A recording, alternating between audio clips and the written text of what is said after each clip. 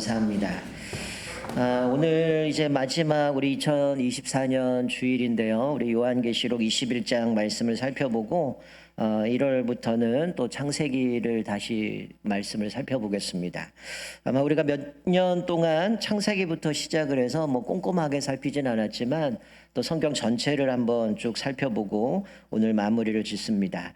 오늘 본문을 가지고 새하늘과 새 땅이란 제목으로 같이 말씀 나눌 때 우리 천국 소망을 붙드시는 귀한 시간 되기를 주님으로 축원드립니다.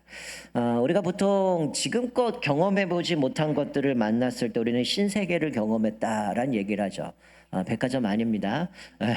우리가 신세계를 경험했다라고 하는데 뭔가 새로운 것을 뭐 음식을 먹었다든지 아니면 새로운 문화를 접했다든지 또 내가 안 가본 나라를 가봤다든지 아니면 우리의 영적인 어떤 하나님의 은혜들을 경험했을 때 우리는 그런 신세계를 경험했다라고 얘기를 하죠. 오늘 본문의 말씀은 예수님의 재림으로 온 인류가 지금까지 경험해 보지 못한 놀라운 새로운 세계를 경험하게 될 것을 말씀해 줍니다. 여러분 사실 이 새하늘과 새 땅 한자로 하면 뭐예요? 신천지죠. 이게 하여튼 이단들이 성경 용어를 먼저 선점을 해가지고 먼저 선점도 아니죠. 성경을 가지고 이상하게 만들어 보니까 쓰면 좀 약간 껄끄러운데 제가 이제 부천 이은 공동체를 같이 사역을 하잖아요. 어느 목사님 그러더라고요. 자기 교회는 신천지 용어 사용이 금지래요. 성도 중에 딸이 하나 있는데 천지예요 이름이. 근데 아버지 이름이 신씨예요. 원래 그렇게 진 게 아닐 텐데 어떤 그러다 보니까 이게 불편할 것 같으니까 그 용어를 안 쓴다 그러는데 여러분 오늘 본문 말씀에 이제 새하늘과 새 땅에 대해서 이야기를 하는데 저는 예전에 이제 올림픽이나 뭐 아시안 게임이나 이런 뭐 처음에 시작하는 개막식, 폐막식들을 보면서 그런 생각을 했어요. 뭐 최근에 올림픽이야 뭐 최후의 만찬을 패러디했다 욕도 먹고 이래서 좀 깨지긴 했지만 보통 우리가 개회식 뭐 폐막식을 보면서 야 저렇게 뭔가 아름답고 희양찬란한 모습들을 보면서 진짜 예수님이 재림하면 그 모습은 얼마나 더 영광스러울까라는 생각을 했어요. 자, 우리 새하늘과 새 땅이라고 하는 것은 사실은 창세기와 연결이 되어지는데요. 여러분 이게 성경이 참 재밌는 게 창세기 1장 2장하고 계시록 21장 22장하고 마치 데칼코마니처럼 생겼어요. 무슨 얘기냐면 창세기 1장에는 하나님이 천지를 창조하시고 인간 창조에 대해서 말씀하세요. 그리고 2장에서는 인간 창조에 대해서 좀 더 확대해서 그것들을 쭉 설명하는데 계시록 21장 22장은 21장에서 새하늘과 새 땅 그리고 인간에 대한 이야기라고 22장이 좀 확대돼서 이야기하는 게 마치 창세기 1장 2장의 모습처럼 그대로 요한계시록이 그렇게 되고 있는데 여러분 우리가 하나님이 창세기에서 만드신 새하늘과 새 땅이 아니고 하늘과 땅 천지를 창조하셨을 때 보시기에 뭐랐다 그랬어요? 좋았더라라고 말씀해요. 보시기에 심히 좋았더라라고 말씀했는데 하지만 아담과 하와가 선악과를 따먹고 타락하게 되죠. 그와 동시에 피조물도 오염이 되고 변질이 되기 시작을 합니다. 그래서 사실은 성경은 그렇기 때문에 계속해서 우리에게 새하늘과 새 땅에 대한 소망을 외쳤다라는 거죠. 자, 자막 보시면 로마서 8장 22절에 사도 바울도 이런 얘기를 합니다. 피조물이 다 이제까지 함께 탄식하며 왜 탄식했을까요? 인간이 타락함으로 인하여 피조물 세계도 오염이 됐고 타락하게 되었다라는 거. 그래서 탄식한다는 거. 함께 고통을 겪고 있는 것을 우리가 아느니라. 그래서 8장 22절 앞에 보면 그래서 하나님의 아들들을 기다린다. 그리고 이 회복을 기다린다 말씀하는데 성경은 끊임없이 새하늘과 새 땅의 소망을 이야기합니다. 자, 이사야 65장 17절 자막 보시면 이사야도 이렇게 예언해요. 보라 내가 새하늘과 새 땅을 창조하나니 이전 것은 기억되거나 마음에 생각나지 아니할 것이라. 또 66장 22절에 보면 내가 지을 새하늘과 새 땅이 내 앞에 항상 있는 것 같이 너희 자손과 너희 이름이 항상 있으리라. 여호와의 말이니라. 또 신약성경 베드로 사도 이렇게 얘기를 해요. 3장 12절 13절에 보면 하나님의 날이 임하기를 바라보고 간절히 사모하라. 그날에 하늘이 불에 타서 풀어지고 물질이 뜨거운 불에 녹아지려니와 우리는 그의 약속대로 의가 있는 곳인 새하늘과 새 땅을 바라보도다 라고 말씀합니다. 그러니까 성경은 인간이 타락한 이후에 이 땅이 파괴되고 오염이 됐기 때문에 계속 선지자들을 통해서 새하늘과 새 땅에 대한 말씀을 예언을 해왔는데, 그것이 오늘 본문에서 그것이 이제 펼쳐지고 있습니다. 사도 요한이 환상 가운데 새하늘과 새 땅을 봤다는 거예요. 그러면서 처음 하늘과 처음 땅이 사라졌다라고 말씀해요. 여러분, 여기서 우리가 많이 오해를 합니다.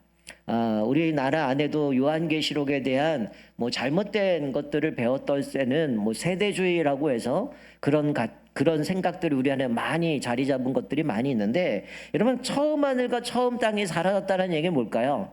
지금 우리가 살아가는 이 땅, 이 하늘이 다 없어진다는 얘기일까요? 그 의미가 아닙니다. 여기서 새라는, 새 하늘과 새 땅 할 때 새라는 단어는 헬라어로 카이노스라는 단어인데, 이거는 뭔가 없었던 걸 무에서 유가 되는 뭔가 새로 생기는 것이 아니라, 이거는 있었던 것이 갱신되어지는 겁니다.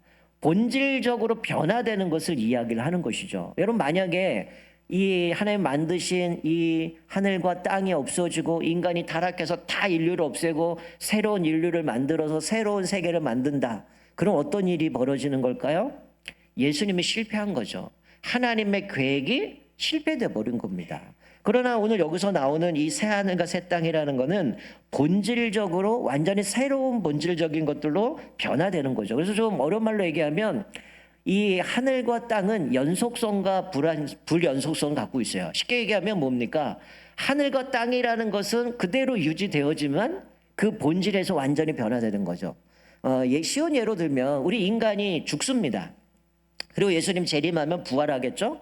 우리가 이 모습은 예수님이 미리 보여주셨는데, 여러분, 예수님이 십자가에 못 박히고 돌아가신 이후에 제자들이 예수님이 부활하신 걸 보고 예수님이 이제 알아요, 몰라요? 알아요, 몰라요?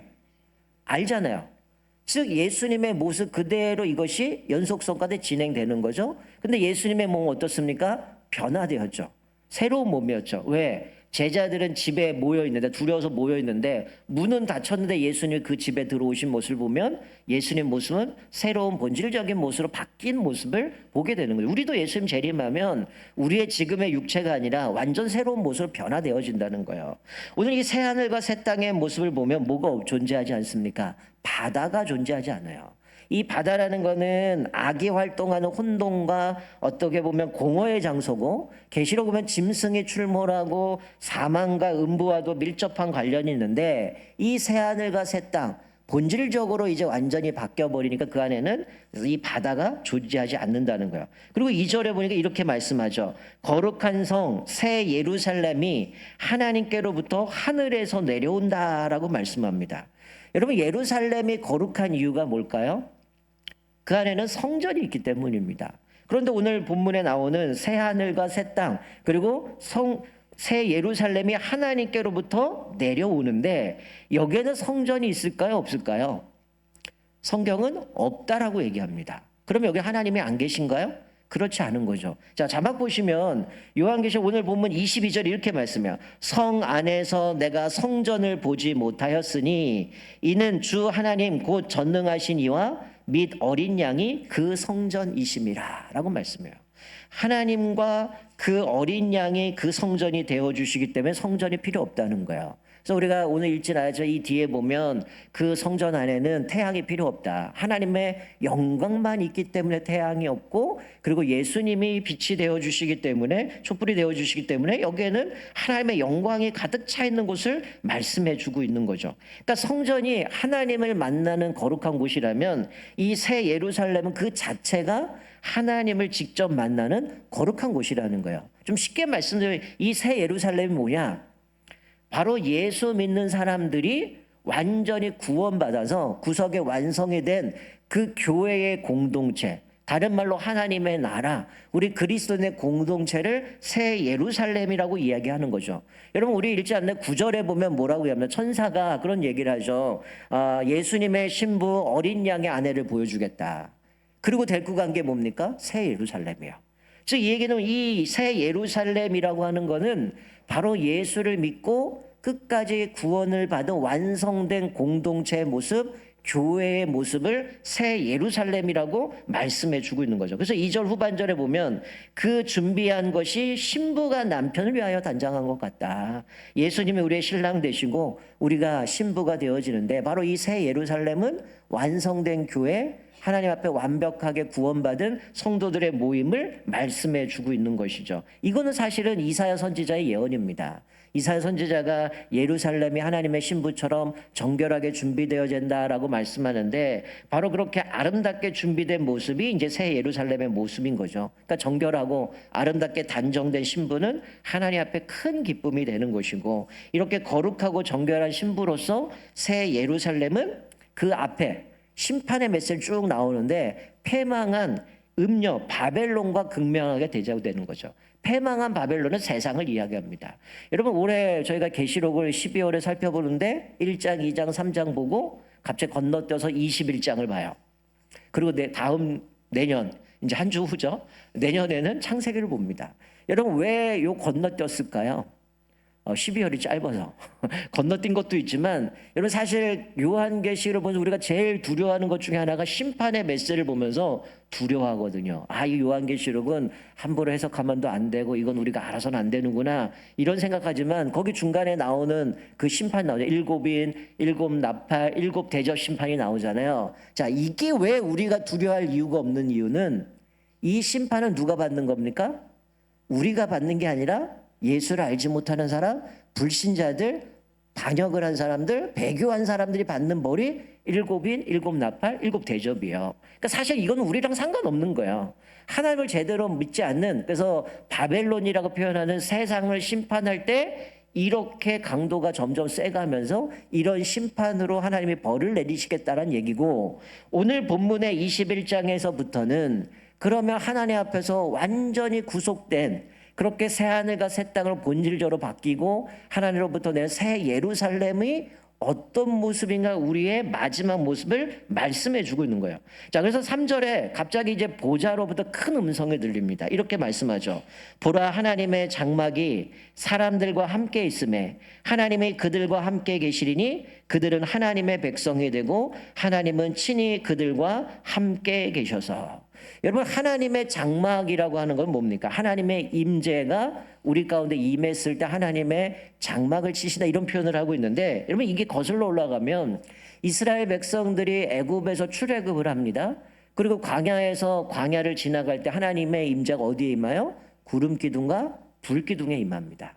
그리고 이것이 히브리어로 쉐키나라는 단어로 써서 찬양팀도 있긴 하지만 하나님의 영광이 어디로 나타납니까? 성막, 성전에 그것들이 드러나요. 그리고 요한은 요한복음에서 뭐라고 말씀해요? 말씀이 육신이 되어 우리 안에 거하시나니라고 표현하면서 바로 말씀이신 예수님이 이 땅에 성육신 하심으로 장막을 치시는 사건으로 나와요. 그리고 예수님이 십자가에 못 박혀 돌아가시고 승천하신 이후에 보혜사 성령님을 보내십니다. 그 성령이 우리 안에 내주하셔서 우리 안에 임재하여 주시는 거죠. 그리고 오늘 본문 말씀에 궁극적으로 그 거룩한 성 새 예루살렘의 최종적으로 어떻게 해요? 하나님이 장막을 치시는 장면을 오늘 이 새 예루살렘에서 그것이 성취되어지고 있음을 보여주고 있는 내용입니다. 그리고 이 말씀 가운데 여기 보면 3절 끝부분에 그들은 하나님의 백성이 되고 하나님은 친히 그들과 함께 계셔서. 여러분 어디서 본 거 아닙니까? 하나님의 이스라엘 백성들을 출애굽하고 광야에서 시내산에 가서 율법을 받을 때 하나님이 그들과 언약을 맺었을 때 하셨던 말씀이에요. 너희들은 내 백성이 되고 나는 너희들의 하나님이 되겠다. 즉 이 이야기는 시내산에서 맺었던 그 언약이 최종적인 완성, 영광스러운 모습으로 새 예루살렘, 새 하늘과 새 땅에서 그것이 이루어지는 모습을 보여주는 거죠. 그러니까 이 새 예루살렘은 하나님 앞에 완전히 구속된 성도들의 모임인 교회를 상징하고 우리 성도들의 모습을 보여주는데 이것은 완전한 하나님의 임재를 보여준다는 거예요. 하나님의 완전한 임재를 거하면 우리는 어떤 은혜를 누립니까? 사실 오늘 본문 말씀은 여러분들이 아마 장례식 갈 때 제가 주로 설교 때 이 말씀을 천국을 이해가면서 하는 말씀인데, 여기 4절에 보니까 뭐라고 말해서 어떤 임재 가운데 은혜를 주셔요? 모든 눈물을 그 눈에서 닦아주시니 다시는 사망이 없고 애통하는 것이나 곡하는 것이나 아픈 것이 다시 있지 아니하리니 처음 것들이 다 지나갔음이로라. 여러분, 여기서 눈물은 뭘 상징합니까? 성도들의 눈물입니다. 이 땅에서 성도들이 예수 믿는 믿음을 지키면서 흘렸던 고난과 시련과 희생과 애통과 탄식의 눈물이라는 거죠. 그것을 다 알고 계시다는 거예요. 그 주님이 마지막 때가 되어지면 이제 우리에게 예수님이 재림하시면 새 하늘과 새 땅이 하나님께서 완전히 본질적으로 변화시킬 뿐만이 아니라 하늘로부터 새 예루살렘이 임하게 되어지는데, 그 안에 우리가 하나님 앞에서 완전히 구속된 그들은 어떻다는 거예요? 우리의 이 땅에서 했던 수많은 고통과 슬픔과 애통과 이 모든 것들 다 눈물을 닦아주시죠. 그리고 사망과 애통하는 거, 곡하는 거, 아픈 것이 더 이상 없다. 이 땅에서 우리가 겪었던 수많은 질병, 이 질병들이 다 뭐예요? 죄로 인하여 생겨버린 것들 아닙니까? 이 모든 것들이 없어지죠. 그래서 새 예루살렘에는 오직 기쁨과 평강과 생명만 충만하고 이 슬픔과 탄식은 사라지게 될 것을 말씀해 주고 있는 거죠. 이것이 우리가 예수님이 재림하시면 이제 영원한 천국에 가서 이런 은혜 가운데 하나님의 임재 가운데 살아감을 말씀해 줍니다. 자, 5절과 6절 말씀 보면 보좌에 앉으시니가 이르시되 보라 내가 만물을 새롭게 하노라 하시고, 또 이르시되 이 말은 신실하고 참되니 기록하라 하시고, 6절에 또 내가 말씀하시되 이루었도다. 나는 알파와 오메가요 처음과 마지막이라. 내가 생명수 샘물을 목마른 자에게 값없이 주리니. 자, 보좌에 앉으시니가 뭐라고 말씀합니까? 보라 내가 만물을 새롭게 한다. 즉 이야기는 새로 만들었다가 아니라 본질적으로 변화가 되었음을, 갱신되었음을 말씀해 주는데, 이렇게 말씀하죠. 6절에 보니까 이루었도다라고 말씀해요. 내가 말씀하시되 이루었도다. 여러분, 이루었도다. 여러분, 예수님이 십자가에서 못 박혀 돌아가실 때 예수님이 마지막 하신 말씀이 뭐였습니까? 다 이루었도다였어요. 여러분, 다 이뤘다라는 그 말이 어떤 말씀입니까? 원래 원어의 의미는 값을 지불했다는 거예요. 예수님이 십자가에 못 박혀 돌아가시면서 우리의 죄값을 다 지불하시고 우리를 구원하셨다. 구원을 이루셨다라는 단어가 다 이루었다라는 말씀이에요. 근데 오늘 본문에 이루었다라는 말씀은 그 단어랑은 좀 다르지만 어떤 의미냐면 예수 그리스도의 구속으로 시작된 하나님의 구원 계획이 마침내 이 시점에서 완성되었다, 성취되었다라고 말씀하는 거야. 여러분, 제가 우리가 구원받았다는 얘기할 때 그런 얘기를 했죠. 우리는 허물가저로 죽었던 우리들이지만 예수님이 십자가에 죽으시고 우리 죄값을 지불하셨기 때문에 우리 신분이 바뀌었다 그랬어요. 죄인이 아니라 의롭다라고 여기셨어요. 그래서 칭이란 얘기를 해요. 그리고 현재 우리가 살아가는 동안 우리가 완전히 변화된 것이 아니고 완전히 구원받은 것이 아니기 때문에 사도 바울이 얘기한 거죠. 그리스도의 장성함까지 자라가야 된다. 거룩해져야 되고 성화의 과정을 걸어간다라고 얘기하는 거고, 마지막 이 시점은 뭡니까? 예수님 재림하고 나면 우린 변화되는 거죠. 만물이 변화되어지는 거다. 우리 몸도 변화되어지는 거죠. 그럼 우리는 어떻게 해요? 구원이 완성이 되어진다. 그것을 영화라고 이야기를 하는 거죠. 바로 그것을 이야기하는데, 참고로 그 앞에 20장에 보면 마지막 부분에 그런 얘기가 천년왕국이 나옵니다. 천년왕국이 될 때 마귀는 무저갱에 갇히게 돼요. 그리고 천년왕국이 끝나고 나면 소위 백보자 심판이 합니다. 그때에 오늘 본문에 또 나오지만 그때에는 현세에 있는 모든 악한 질서들이 종결되어지면서 그때에도 되었다, 이루었다는 단어가 이야기하는 겁니다. 그러니까 오늘 여기서 예수님이 이 요한을 통해서 이제 이것을 보여주는 장면은 뭡니까? 이루었다는 얘기는 예수 그리스도로부터 시작된 구원이 어떻게 했다는가? 이때 완성되어지는데 이미 그 앞에 악의 그 본질적인 모든 질서들을 종결시키고 종말의 심판 사건이 끝나고 나서 이제 하나님의 택한 백성들은 새 하늘과 새 땅에서 새 예루살렘, 하나님의 놀라운 완전한 임재 가운데 우리가 그 슬픔과 아픔과 고통하는 모든 것이 사라지고 하나님 안에서 영원한 안식을 누려주면 이것이 다 완성되었음을 말씀해 줘요. 그러면서 이 하나님은 어떤 분이에요? 알파와 오메가요, 처음과 마지막이라 내가 생명수 샘물을 목마른 자에게 값없이 주리니. 여러분, 여기서 생명수 샘이라는 것은 영생을 이야기합니다. 근데 예수님은 알파와 오메가요, 처음과 마지막이라는 것은 제가 요한계 처음 시작할 때 1장 8절에 똑같은 말씀을 나눴어요. 하나님께서 이 요한계시록을 사도 요한에게 이것을 기록하라고 얘기하면서 1장 8절에 보면 나는 알파와 오메가라, 이제도 있고 전에도 있었고 장차 올 자요 전능한 자라. 이들이 이 편지를 받을 때는 핍박받고 어려움이 있었어요. 그래서 내가 다시금 이거 기독교를 버리고 유대교로 가야 되나, 어떻게 해야 되나, 로마의 황제 핍박도 있는데 어떻게 해야 되나 할 때 이제도 있고 전에도 있고 미래에도 있을, 다시 오실 분, 그 전능하신 하나님이 이루신다라고 말씀을 드렸는데, 그 다시 오실 분이라고 말씀하신 그분이 지금 다시 마지막에 와서 뭐라고 하면 나는 알파와 오메가요, 처음과 마지막이라 내가 생명수 샘을 목마른 자에게 값없이 주겠다. 이 얘기는 하나님이 이 역사의 절대 주권을 가진 분인데 그분의 계획한 것은 반드시 이루실 뿐만이 아니라 오늘 장면에서는 이 새로운 창조의 주인으로서 이 모든 것을 이루신 분임을 분명하게 말씀해 주시는 거예요. 그러니까 이 편지를 받는 이 사도 요한을 통해서 이 두루마리를 받았던 그 당시에 소아시아 7개 교회들은 이 편지를 받으면서 야, 우리가 지금 고통받고 있고 핍박받고 있지만 그날이 오면 예수님 재림하시면 우리는 이렇게 완전히 변화되어지고 반드시 그분이 우리를 이렇게 이루어 가시는구나라는 확신을 갖게 되어지는 거예요. 그래서 7절에 이렇게 말씀하죠.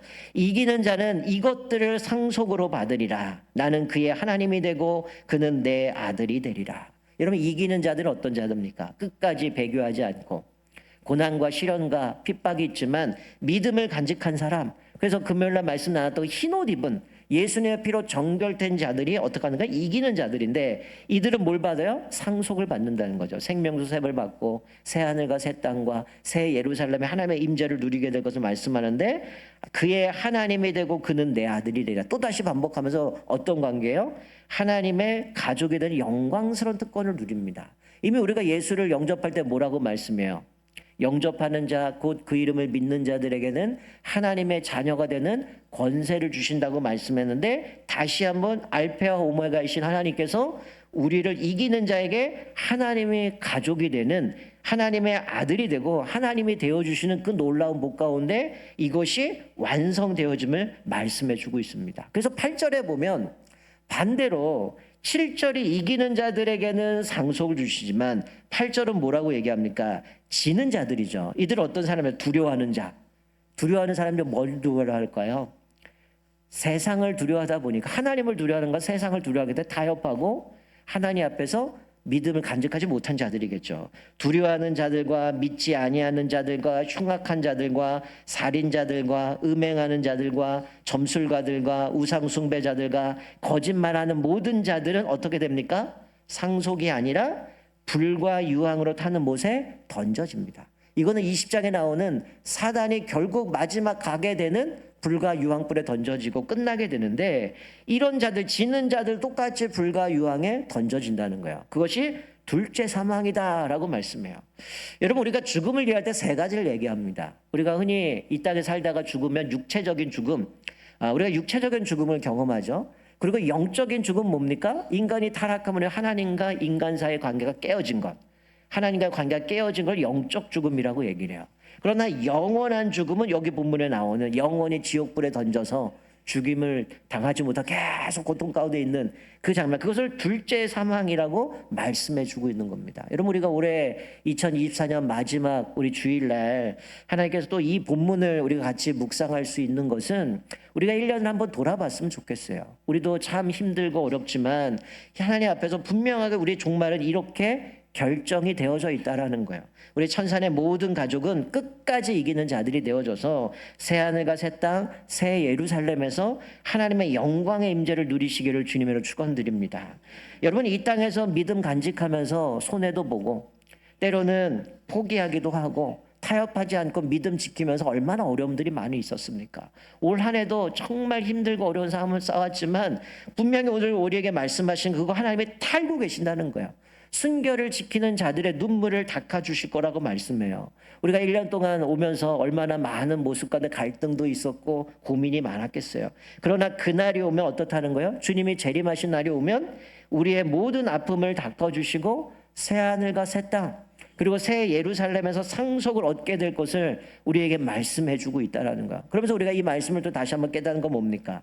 우리가 주님 앞에서 불렀던 찬양처럼 슬기로운 다섯 처녀처럼 우리가 깨어 있어야 된다는 거예요. 하나님의 그 은혜들을 미리 우리에게 주셔서 알게 하셨는데, 그러면 그 재림을 준비하며 살아가야 되는 거예요. 어리석은 처녀들 어떻습니까? 깨어 있지 못했죠. 기름을 준비하지 못해서 신랑 올 때 다 됐는데 그제서야 준비한다고 나갔다가 결국 혼인잔치의 문은 닫혀버린 거 아닙니까? 오늘 우리에게 이 말씀을 주시는 건 뭡니까? 우리로 하여금 힘들고 어려운 상황 속이지만 끝까지 믿음을 견뎌낸 이긴 자들이 하나님께 받게 될 것이 새 하늘과 새 땅이고, 거기서 상속을 누리게 되고 새 예루살렘에서 하나님의 완전한 임재 가운데 영생을 누리고 살아갈 것을 말씀해 주고 있는 거죠. 그렇기 때문에 우리는 어떻게 됩니까? 하나님 앞에서 우리의 남은 인생 가운데 끊임없는 영적 전쟁 가운데 우리는 끝까지 믿음으로 견뎌내고 이기고, 주님이 그때 돼서 이루었다 하실 때까지 흔들림 없이 믿음의 견고한 선한 싸움을 쌓아가야 됨을 말씀해 주고 있는 거죠. 우리에게는 두 가지 길이 열려 있다는 거죠. 영원한 생명을 누리고 살아갈 거냐, 아니면 영원한 형벌 가운데 불못에 빠져서 고통 가운데 살아갈 거냐, 우리에게 결정이 나와 있다는 거예요. 그러나 이 요한계시를 통해서 사도 요한을 통해 우리에게 주시는 소아시아 7교회 모든 교회를 통해서 주신 이유가 뭡니까? 너 죽어라, 너 끝났다가 아니라 뭐예요? 돌이키고 회개하고 다시금 하나님의 말씀이 어떤 것인지 그것들을 되새기면서 우리가 어디서 떨어졌는지 다시 한번 회개하고 주님 앞에서 열심을 내라, 하나님 앞에서 믿음으로 살아가라. 그리고 빌라델비아 교회처럼 믿음이 적은 교회지만 그렇게 믿음을 지키는 교회들을 하나님이 그들을 붙들어 주시는 모습 가운데 우리가 다시 한번 이 말씀을 통하여서 우리가 싸워가는 이 시대에 참 힘들고 어렵습니다. 그러나 하나님이 다 우리의 눈물을 닦아주시고 위로할 날이 온다는 거예요. 그러니 우리가 지금 힘들고 어렵지만 하나님이 나를 버린 것 같고 포기한 것 같지만 그러지 않다는 거예요. 하나님은 때를 기다리고 계시고 마지막 때가 되면 마치 신부가 단장한 것처럼 새 예루살렘, 우리의 완전한 구원을 통해서 하나님의 영원한 완전한 임재 가운데 우리 영생을 누리게 되심을 말씀해 주고 있습니다. 우리가 오늘 말씀을 기억하면서 다시 한번 우리 삶 가운데 내가 얼마나 주님 앞에서 믿음으로 살아가는 나를 좀 돌아보시고, 하나님께서 분명한 약속하신 이 천국 소망 가지고 우리는 여기서 이 땅에 잠깐 살아가는 나그네와 왕자 같은 존재지만 하나님이 주실 영원한 소망을 사모하면서 내가 그 믿음을 간직하면서 또 주님 앞에서 이기는 자가 되어 하나님이 주신 상속 가운데 영원한 생명을 누리며 살아가는 저와 여러분 되시기를 주님의 이름으로 축원드립니다. 아멘. 우리 다 같이 일어나